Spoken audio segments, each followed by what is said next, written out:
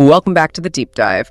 We are starting today by tackling a very specific and I think deeply frustrating question that so many of us ask ourselves. And that question is, why do I still feel broke? I mean, look, chances are you're making significantly more money right now than you were, say, 3, 5, maybe even 7 years ago.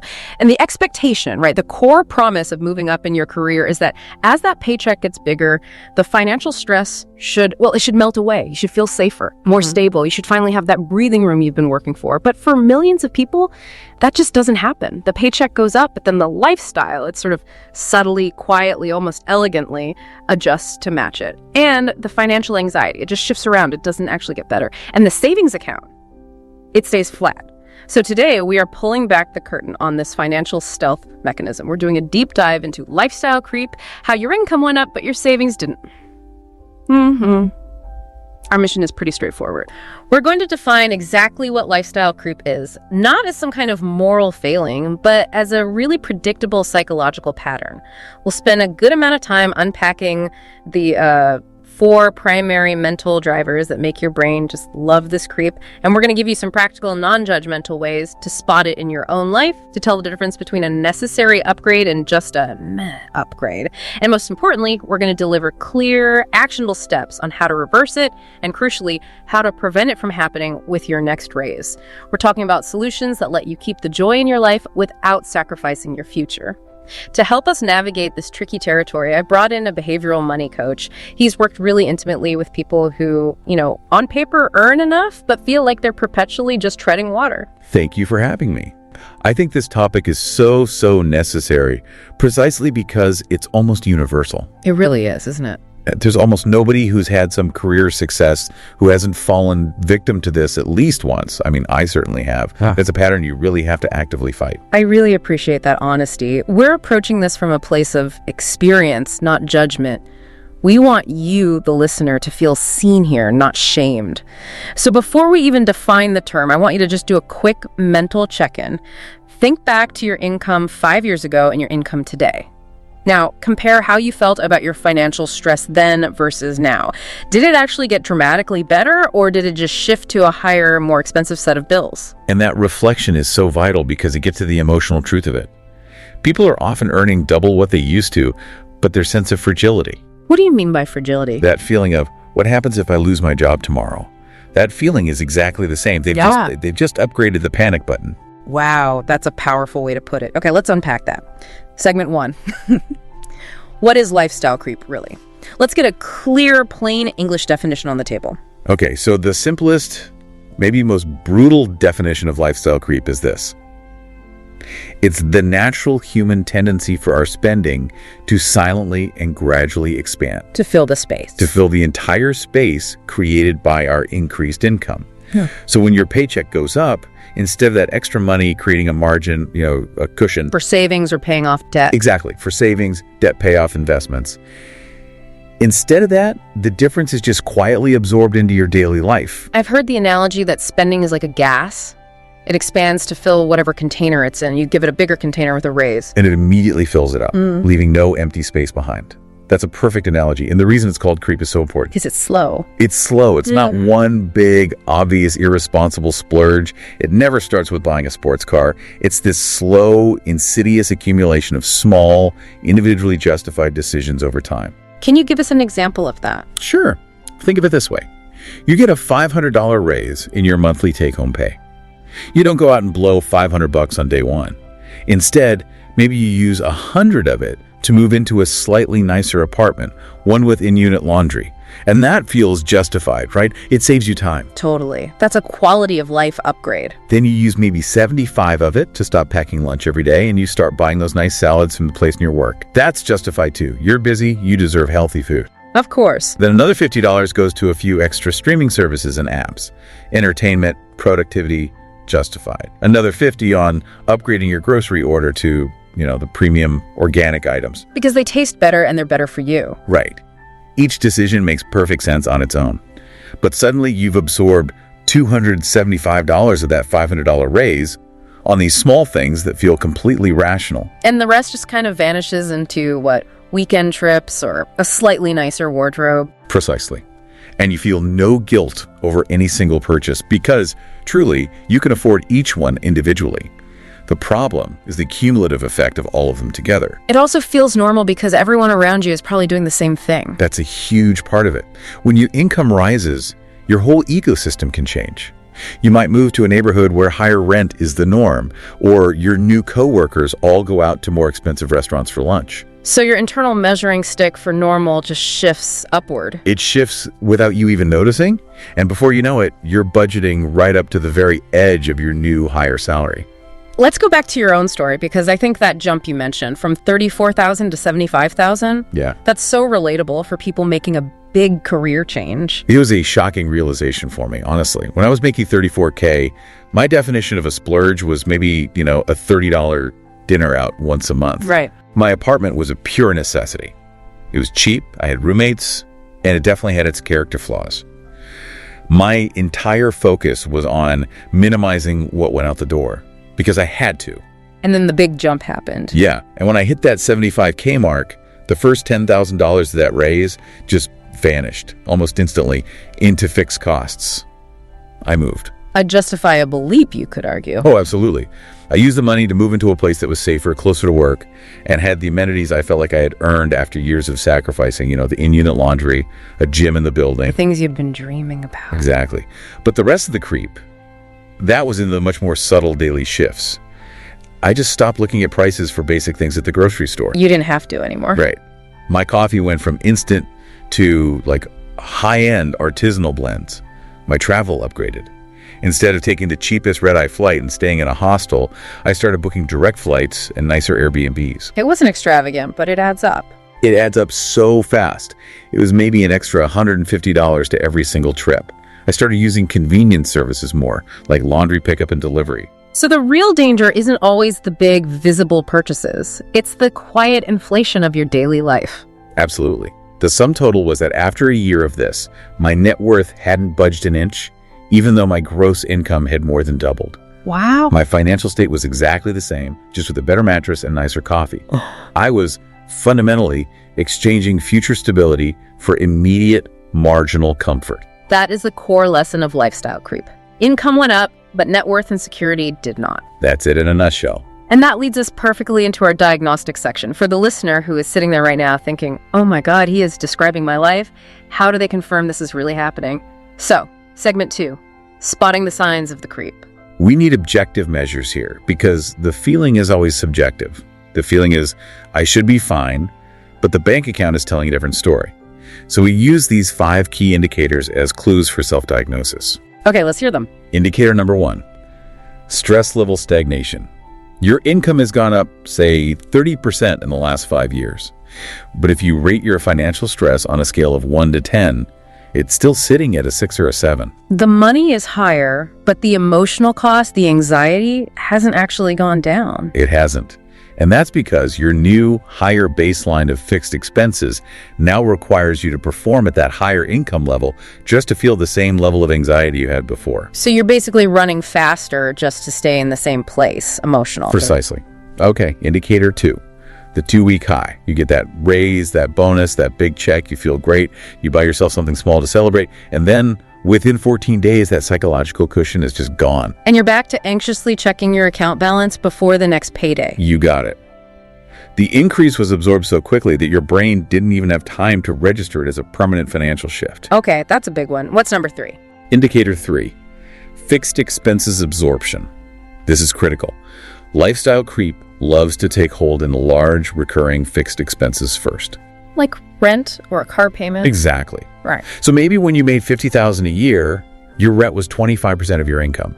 Then you start making $80,000 and you think, great, I can afford $500 more a month in rent. Which feels reasonable. It does. But that $500 jump suddenly pushes your housing ratio right back up to 30% or maybe even 35% of your new income. The raise was just used to buy a more expensive cage. And that's where the margin, the breathing room, just disappears instantly. Yes. If a big chunk of your raise goes into fixed costs, you've basically baked the creep right into your long-term obligations. It makes it almost impossible to reverse without a major life disruption. That is a trap. Okay, indicator 4. Indicator 4, The aesthetic versus stability mismatch. This one is simple. Look around your home, look at your clothes, look at your social media feed from your last vacation. The visual evidence. Yes. Does your visual lifestyle look dramatically better than it did 5 years ago? If the answer is yes, then go look at your net worth statement, your savings, your investments, minus your debts. And ask if that reflects the same dramatic growth. Exactly. If your aesthetic growth has far outstripped your stability growth, you have lifestyle creep. I like that distinction. The visible stuff got a lot nicer, but the invisible foundation, the security, it didn't. And that leads to the last one, indicator 5, the fragility test. Okay. If your current take-home income dropped by 20% tomorrow, maybe a job change, you lose a bonus, the spouse's career shifts, would you immediately feel like your entire financial life would just collapse within 60 days? If the answer is yes. That sheer terror is the sign that you have zero margin. You're earning high, but you're living paycheck to paycheck at a very high altitude. You have no buffer. And what's so fascinating there is that the person making, say, $120,000 a year who fails that test, they often feel worse than the person making $40,000 who's intentionally built a small emergency fund and has really low fixed costs. Because the fall is so much greater, the person earning $120K has built a fixed expense base that requires $100,000 just to maintain. The margin is the same, zero, but the consequences of a collapse are so much bigger. So lifestyle creep doesn't just increase your spending. No, it silently raises your minimum cost of existence. Yeah. And that traps you into needing that perpetual high income forever. That sets the perfect stage for our next section. We have to talk about why our brains do this. You can't solve a problem if you only look at the symptom, which is the spending, and you ignore the cause, the psychology. Exactly. So segment 3, why your brain loves lifestyle creep. The key thing to realize here, we said it before, is that this is not a character flaw. This is just a consequence of these deeply ingrained human psychological default settings. We have to outsmart our own biology. Okay, so what's the first driver? Psychological driver number 1 is adaptation. It's also known as the hedonic treadmill. We are just wired as humans to quickly adapt to new things, whether it's pleasure or pain. Okay. So when you get that raise or you move into a nicer place, there's this big initial surge of dopamine. You feel happy, you feel satisfied, but that feeling is always temporary. Your brain rapidly processes this new level of comfort as the new normal. The new baseline. The new baseline. So the new luxury isn't a luxury anymore. It's just Tuesday. Huh. Right. After maybe 3 months, you don't even notice the in-unit laundry anymore. All you notice is that your kitchen still feels a little too small. The hedonic treadmill forces you to constantly seek the next greater upgrade just to get that same initial feeling of satisfaction back. And the brain never just says, okay, stop, we've had enough, just save the rest. Never. The default setting is always more. Okay, what's driver number 2? Driver 2 is the I deserve it loop, or reward spending. And this one is maybe the most insidious driver in our current high-stress work culture. Because we're all burned out. We're chronically overworked, we're stressed, we're experiencing burnout, and money becomes this really convenient, immediate medication for that exhaustion. You've put in a 60-hour week, you miss dinner with your family, you're just wiped. And you think, I worked hard for this money, I deserve to not cook tonight, or I deserve this new gadget that's going to make me feel better right now. But I need to push back on that a little. What if that takeout order is genuinely the only thing keeping a burned out parent sane that night? That's a great question. What if that expense, which looks like creep on paper, is actually a necessary defense mechanism against a total collapse? How do we draw the line between real self-care and creep? That is the right question, because the line is blurry. The difference, I think, comes down to intentionality and frequency. Okay. If ordering takeout once a week is a budgeted, conscious choice that, reduces household friction and stress, that's a good upgrade, which we'll get to. That's a tool. It's a tool. The I deserve it loop becomes creep when that reward spending becomes the default response to every little dip in your mood or your stress level. And it's done unconsciously without accounting for it. It becomes medication, not maintenance. Exactly. Yeah. If you're ordering takeout 4 times a week just because you didn't plan ahead and that money's just leaking out randomly, that's creep. The goal isn't to eliminate the rewards. It's to shift them from just instant consumption to something that builds future security, like more margin or more time. That's a really critical distinction, frequency and intentionality. Okay, driver 3. Driver number 3, social comparison. This is often the most painful one to talk about. Keeping up with the Joneses. At a new income bracket. As your income rises, your reference group changes. You naturally start to associate with people who have similar professional success. And if your peers are now taking international trips or driving newer cars or living in bigger homes, your brain starts to redefine your own situation as, not quite adequate. You're not necessarily trying to be flashy or show off. No, not at all. You're just trying to avoid the discomfort of feeling like the odd one out. You feel this pressure to participate in the new, more expensive lifestyle of your peers. The group dinners, the more lavish birthday gifts, the high-end hobbies. I feel like you have to upgrade just to maintain that social connection. Yes, to maintain what feels like social parity. And the fourth driver, which is related, is visibility versus abstraction. Okay, what does that mean? This is why savings almost always loses the battle against spending. An upgraded apartment, a new pair of shoes, a meal delivered to your door. It's tangible, it's immediate, it's visible. It gives you a quick emotional hit. Exactly. You see it, you touch it, you enjoy it right now. An extra $500 transferred quietly to a high-yield savings account or an investment portfolio. Yeah. It's abstract. You can't see the benefit. You can't touch the growth, and the emotional reward is delayed by years, sometimes decades. So the raise defaults to the path of least resistance, the quickest, most visible emotional reward over the abstract long-term security. It's a fundamental mismatch in how our brains process reward timing. If you don't actively automatically send that money away to your abstract, invisible future self. The visible shouting needs of your present self will win every single time. Every time. You have to actively structure your finances to outsmart these four powerful psychological defaults. This moves us perfectly into segment 4. Because it's clear we have to make conscious, intentional choices. It's not about having zero fun. It's about having better, more intentional fun. Let's talk about that distinction between good upgrades and meh upgrades. This is the crucial point. Earning more money should absolutely result in an improved life. The problem is not the upgrading itself. It's the unconscious upgrading. Okay. The core question we use to filter every single expense is this. Does this upgrade meaningfully improve my life, reduce chaos, save me significant energy, or align with my core values while still allowing me to maintain a significant financial margin? That's a heavy question. Let's start with good upgrades, the ones that genuinely support your life, not just decorate it. Good upgrades are the ones that buy back your time, improve your health, or fundamentally reduce debilitating stress. For example, moving from an apartment with mold or serious safety issues to a clean, quiet, safe place, that's foundational. Non-negotiable. Or upgrading from a car that's constantly breaking down and costing you $1,000 in repairs and 10 hours of stress every month to a reliable, even if it's slightly more expensive vehicle. That is an investment in your stability. It prevents future problems. Yes, investing in your health, whether it's high-quality food, a gym membership you actually use, or therapy to manage stress. Or paying for services that genuinely reduce household chaos, especially for dual-income households. Like a cleaning service. A cleaning service once or twice a month, or using a laundry service when you're facing a huge deadline at work. This buys back mental bandwidth and time that is worth far more than the actual cost. So those are upgrades that actually create margin, even though they cost money. Precisely. They are investments in your personal operating system. Now let's contrast that with the meh upgrades.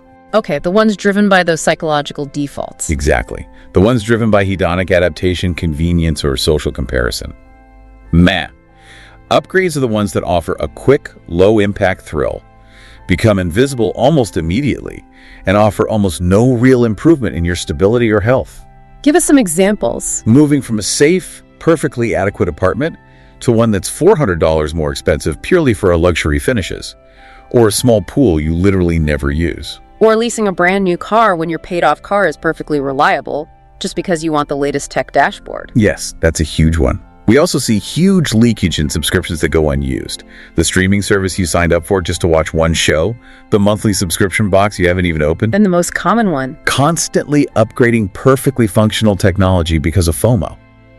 Or that chronic habit of ordering food delivery 4 or more times a week, simply due to a lack of planning, not because you genuinely wanted that specific food. So the litmus test you mentioned before is the loss test. If I lost this tomorrow, would my life actually feel worse, or would I barely even notice? That's it. Because if you wouldn't notice, that money is just vaporizing. And that vaporized money is the core of the creep. And that's exactly where we can start reversing the process. Okay, let's move into the action phase. Segment 5. Diagnosing and reversing creep, the action plan. The mindset here is so key. Gentle awareness, not criticism. So where do we start the investigation? We begin with what I call the spot the differences exercise. This is about establishing facts, not feelings. Curiosity turns you into a problem solver. Criticism just turns you into a punching bag for yourself. Okay, so what's step 1? Step 1, establish the baseline. Choose a then time, 3 to 5 years ago when your income was noticeably lower, and be meticulous. Write down your approximate income, your housing costs, transportation costs, how often you ate out, and what you considered a splurge back then. Get a really realistic picture of the cost of your old life. And you have to be honest here. Don't romanticize how cheap it was, just state the figures. Exactly. Step 2, establish the current snapshot. Write down your current income, housing cost, car payments, your eating out and delivery frequency, and then list every single recurring subscription or service you pay for. And then step 3 is compare them. Step 3, analyze the pattern. Where did the spending expand? Was it the big stuff like housing? Was it convenience like DoorDash and Uber? Was it all those little subscriptions leaking out? Identify the 2 or 3 biggest categories of difference. And once you have that pattern, You move to the 3 revealing questions. We mentioned one already, but let's go through them. First, what did I upgrade and why? This forces you to confront the intention. Did you move for safety, which is a good upgrade, or just for aesthetics, which is a meh one? okay. Second, which of these upgrades actually makes my life meaningfully better? Oh, You might find that the extra $200 for the luxury apartment didn't make you nearly as happy as the $50 for the monthly cleaning service did. and the third question gives you the roadmap for action. Right, if my income dropped by 20% tomorrow, what would I cut first? That list you generate is your immediate roadmap for reversing creep, because your gut already knows those things are optional and disposable. The low-hanging fruit. Exactly. That list of 3 streaming services, the delivery apps, the unnecessary car upgrade, that's where you start the intentional rollback. This diagnosis is so important for handling future growth, too. Let's talk about the defense mechanism for the next time you get a raise. Segment 6, the raise split rule. This is all about prevention. Because if you wait until that bigger paycheck just hits your account, those psychological drivers, especially the I deserve it loop, will immediately start acting on the full amount. You have to get to the money first. You have to redirect the money before it ever gets a chance to feel like available spending money. The rule is simple. Every single time your income increases, you split that net increase between 2 buckets, future you and current you. So future you gets stability and current you get. An intentional, controlled lifestyle glow up. Now, why do we need the current you bucket at all? Why not just be disciplined and send 100% of the raise to savings or debt? Isn't that the fastest way out of the hole? It's the fastest way, absolutely, but it is rarely the most sustainable way. If you send 100% of the raise to savings, you violate that reward driver we talked about. You get no immediate positive feedback. None. Your brain registers that you did more work for more money, but you saw 0 tangible present benefit. And this leads to resentment, feeling deprived, and often an eventual financial binge where you just blow through savings because you felt too restricted for too long. So by giving a piece of it, say 40% to current you, You satisfy that need for immediate reward and enjoyment. It makes the sacrifice of the other 60% psychologically palatable and, most importantly, sustainable for the long haul. okay, so the suggested starting ratio is 60% of the raise to future you debt, savings, investing, and 40% to current you for intentional upgrades. Let's use that scenario from earlier. $300 more per month in take-home pay. That $300 needs a purpose instantly. Yeah. So $180 goes to future you. Maybe that's an extra $90 to your highest interest credit card and $90 into a diversified investment fund. And that happens automatically. And the remaining $120. That goes to current you. And you decide, intentionally, I'm going to use this $120 to upgrade my weekly fresh produce and take my spouse out for one really nice dinner a month. The power here is the automation, right? That's Yeah. the antidote to the visibility driver. That $180 just goes straight to an abstract account where your brain can't easily get to it for impulse buys. Exactly. And let's get into the literal steps for setting that up, because this is where so many good intentions die. Okay. Step 1, calculate the exact net raise. Find the exact dollar difference that hits your checking account each paycheck. Yeah. Don't use the gross salary number. Taxes and deductions will just confuse things. Get the real number. Get the real number. Step 2, determine your ratio. Maybe 60-40 feels right. Or if you have a huge credit card debt you're trying to kill, maybe you push it to 75-25 for a little while. Then set it up. Step 3, set up automated transfers. If your check hits on the 15th, you schedule that $180 transfer for the 16th. And crucially, that transfer has to go out of your primary checking account and into a specific, dedicated savings or investment account. If the money stays in checking, it's fair game. It's gone. And step 4, label the current you money. That remaining $120 has to be intentional too. If you just leave it in the main account, it'll leak out. $5 here, $10 there. So you consciously allocate it. You consciously change your budget. My grocery budget just increased by $80. My dining out budget just increased by $40. This replaces unconscious spending with intentional spending. I think that framework alone, just the clarity of that split, could save people years of frustration. But what about the listeners who are already deep in the creep? The damage is done, the expenses are fixed. How do we start segment 7? Reversing existing lifestyle creep. We have to address the fear right away. This is not about selling your home and moving back into that terrible character-filled apartment. This is about gently rolling back the unconscious upgrades and reclaiming the money from the things you won't even miss. So where do we start? We start with that inventory we created back in segment 5. Step 1, inventory the habits and fixed costs. List your top 10 items of creep: the unnecessary subscription, the high car payment, the daily expensive coffee, the food delivery budget. Okay, list them all out. Step 2, circle the cuts. Use the list you made from the fragility test. Circle the 1 or 2 things that deep down you would cut first if disaster struck. Those are your targets because your psychological resistance to cutting them will be the lowest. And then step 3 is taking action. Step 3, shrink or eliminate. The debate here is really important. Eliminating a subscription is easy, but shrinking a habit is often harder but more sustainable. What do you mean by shrinking? Instead of eliminating all your streaming services, you shrink from 4 of them down to 2. Instead of eliminating all restaurant meals, you shrink your dining out budget by 30%. If you spend $400 a month on delivery, you aim for $250. Shrinking feels less psychologically threatening than eliminating. It feels like an adjustment, not total deprivation. Exactly. And for those really big fixed costs, like a high car payment, you might not eliminate it tomorrow. But you start planning the rollback. You refinance for a better rate, or you commit that your next car will be a reliable, paid-for used vehicle. Shrinking creates margin right now. Okay, and step 4 is critical. Step 4, redirect purposefully.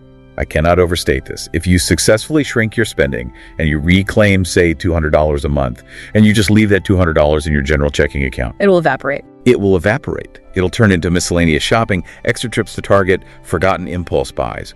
You must immediately redirect that freed up $200 toward a specific goal, a debt payment, a retirement fund, a specific savings target. Yeah. Give that money a permanent job. The moment it's saved, it has to be spent on future you. Yes. And finally, step 5, run a time-bound experiment. Frame the rollback as a 3-month test, not I am giving up takeout forever. Right. For the next 3 months, we are experimenting with reducing takeout to twice a week to see how much we can save for our travel fund. This gives you a sense of power and flexibility. It's a data collection exercise. It is. And at the end of 90 days, you check in. How much did we achieve? What did we miss? What did we barely even notice was gone? The things you barely noticed are gone forever. The things you really missed can be brought back intentionally, but only if you can still maintain your savings margin. That reframing turns what feels like a burden into a powerful experiment. Now, we have to address the social side of this. Segment 8, navigating the conversation with a partner. If one person is hearing this and having a big realization, how do they bring this up without sounding like they're accusing their partner of overspending? This requires a lot of empathy and a careful strategy. The goal is always to make it us versus the problem, not me versus your spending habits. Okay, so strategy number 1. Strategy 1, pick a calm, neutral moment. Do not start this conversation when you're frustrated about a bill or right after your partner made a big purchase. Choose a weekend morning over coffee or during a dedicated time you set aside for finances. Set the stage for success. Exactly. Strategy 2, lead with shared discovery. Start by framing this realization as a learning experience using neutral language. Say something like, hey, I was listening to this deep dive about a pattern called lifestyle creep, and I had this light bulb moment that it might have happened to us. So you're not pointing fingers. I'm not pointing fingers, but I feel anxious that we're both working so hard and not seeing the benefit in our savings. This uses an external source, this deep dive, for example, to introduce the concept without any judgment. That takes the burden of blame off the person who's bringing it up. Absolutely. Strategy 3. Share feelings and a vision, not rules. Explain your anxiety about the stagnant savings, and then articulate a positive vision that you both can share. So you avoid saying, we need to cut our takeout budget. Right. Instead, you say, I love our life, but I'm worried that if one of us lost our job, we'd be completely stranded. I'd love for our future raises to actually feel like they're changing our future, giving us a safety net, not just making our present slightly fancier. You're connecting the austerity, the cutting back, to the positive outcome of safety and freedom. Yes. And strategy 4, acknowledge and reassure. Your partner's immediate reaction might be fear. Fear of going backward or being deprived. You have to acknowledge that. Say, I hear you, and the last thing I want is for us to feel deprived. We deserve enjoyment now, but we also deserve real safety later. The goal is better fun, not less fun. That's the key. And finally, when you get to the action steps, make it collaborative. Use that time-bound experiment idea. Could we agree to try cutting back on just these 2 things, maybe the delivery apps and that gym membership we never use, for 90 days, and just see how quickly we can fill up our emergency fund? And when the next raise comes, you invite them to set the raise split ratio together. I was thinking 60-40, but what percentage feels fair to you to put toward our future? That collaborative planning leads to shared ownership and sustainable change. Because if they feel like they're being dictated to, they'll find ways to sabotage the effort, even unconsciously. 100%. Okay, let's pivot to segment 9, because the pressures don't just come from inside the home. When you get a raise, you often become the one with the good job in your family or social circle, and suddenly you're expected to pick up more checks or be more generous. How do we manage those external expectations? This is one of the toughest forms of social creep. If you're not careful, your raise ends up subsidizing everyone else's lifestyle, and your savings account is the one that suffers. The core truth here is that your income growth does not obligate you to spend more money on other people. So how do you set that boundary without sounding cold? Strategy 1. Separate spending from friendship. When you're planning social events, focus on the connection, not the venue. If friends suggest a really expensive restaurant that's outside your new intentional budget, use a boundary phrase that values them over the expense. Like what? You could say, that spot looks amazing, but it's a little outside my budget right now. I'd genuinely love to catch up, though. Could we maybe pivot to that cheaper taco place instead? Honestly, I care more about hanging out with you than where we go. That reframes the whole interaction around the relationship, not the transaction. Precisely. Strategy 2, changing the habit of paying. If you've gotten into the habit of always picking up the check, you need to do a slow fade. You can start by politely saying, hey, I'm really focused on some pretty major savings goals right now, so I need to pull back a bit on picking up the tab. I won't be able to cover as much as I have been. You're setting a boundary around your goal, not around their expense. Exactly. And strategy 3 is for family, which requires the most grace. You have to separate your love for them from your ability to give them money. So if a family member asks for help, that would derail your stability. You have to be gentle but firm. Use phrases that state your current reality. I love you and I wish I could fix this for you, but taking that on right now would put me and my family in a really unstable position, and I'm trying so hard to build the stability we need. But you can offer non-monetary help. I can help by offering to babysit or help with a resume, but I just can't take on that financial commitment right now. You're protecting your own foundation so you can actually be there for a real crisis later, instead of bankrupting yourself for every request now. You are allowed to prioritize your future security. You are allowed to change your spending habits. That is the fundamental boundary you have to set to stop that external creep. That is a truth worth repeating.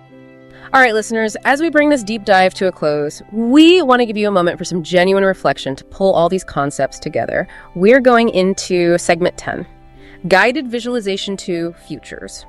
If you're driving or operating machinery, please keep your eyes open, but if you're in a safe place to do so, just take a moment to pause. Take a slow, intentional breath in through your nose and out through your mouth. Now, I invite you to mentally visualize your life 5 years from now, starting today, based on 2 very different financial paths. First, imagine future one, the drift path. You hear all this, you recognize the creep, but you keep doing exactly what you're doing now. Every raise that comes in, your lifestyle just quietly expands to match it. You get the nicer car, the bigger home, more apps, more takeout. Visualize that exterior life 5 years from now. It probably looks pretty impressive from the outside, but now mentally check in on your savings account. Your emergency fund is still barely funded. You are still terrifyingly dependent on your current job because your fixed expenses are so high. You feel trapped. You're earning far more, but you feel fundamentally secretly fragile. And you're constantly asking yourself, why do I feel safer? I've worked so hard. Just feel that tightness in your chest for a moment. Now, take another breath and let that image go. Now, imagine future two, the intentional path. Starting today, you implement the raise split rule. You consciously redirect 60% of every raise to future you. You run those time-bound experiments, you roll back 2 or 3 of those meh upgrades that you barely notice are gone. You still enjoy your life, you still upgrade, but you prioritize margin and stability above all else. Visualize yourself opening your financial dashboard 5 years from now.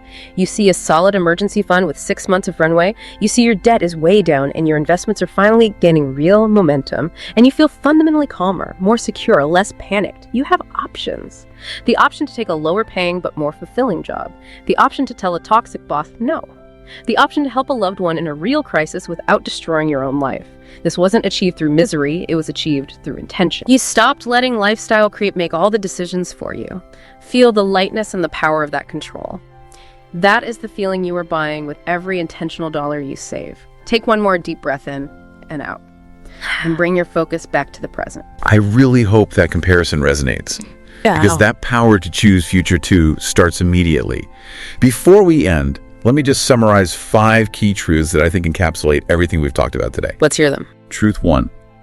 Lifestyle creep is normal and predictable. It means you're human. You're experiencing these powerful psychological defaults. It does not mean you are a financial failure. Truth 2. The danger is not upgrading your life.